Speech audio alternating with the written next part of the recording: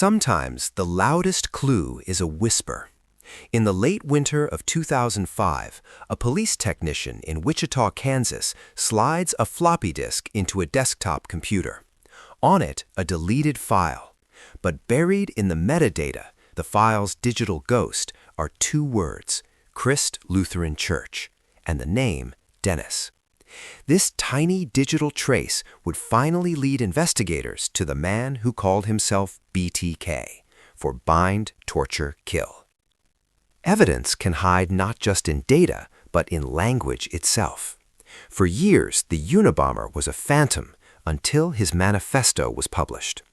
Forensic linguists noted his peculiar phrasing, his unique ideology, a written voice so distinct his own brother recognized it. A rant became a signature. And what else hides in plain sight? A sun-faded parking ticket found near a Son of Sam crime scene was just another piece of paper until a clerk noticed a pattern in violations leading directly to David Berkowitz's car. Microscopic flecks of paint on a victim, once dismissed as dust, can reveal a specific workplace under a lens. The very grain of the wooden ladder in the Lindbergh kidnapping told a story of its origin, traced back to a suspect's attic. These are the analog ghosts. Today, our digital lives leave trails of metadata and file histories, invisible fingerprints that link every action to a person. And as technology grows more powerful, the smallest signals become impossible to hide. But the most profound details are often found not in new evidence, but in a fresh look at the old. A single line in a timeline, off by an hour, can shatter a perfect alibi.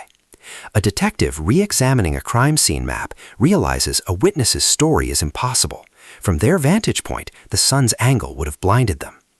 This is the simple, stubborn work of an investigation, rechecking the when, redrawing the where, and watching the why realign. It's a process now accelerated by science.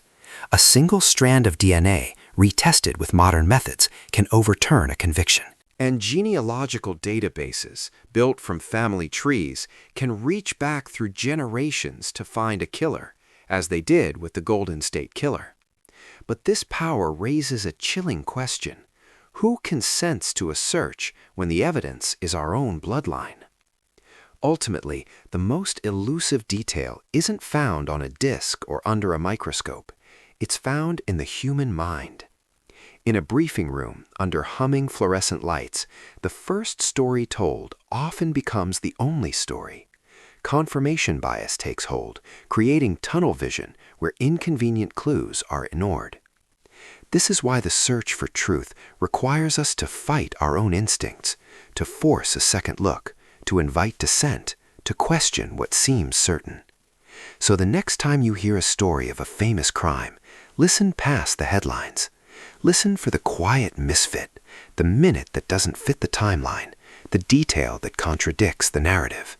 Because these are the whispers that, when finally heard, can rewrite history itself.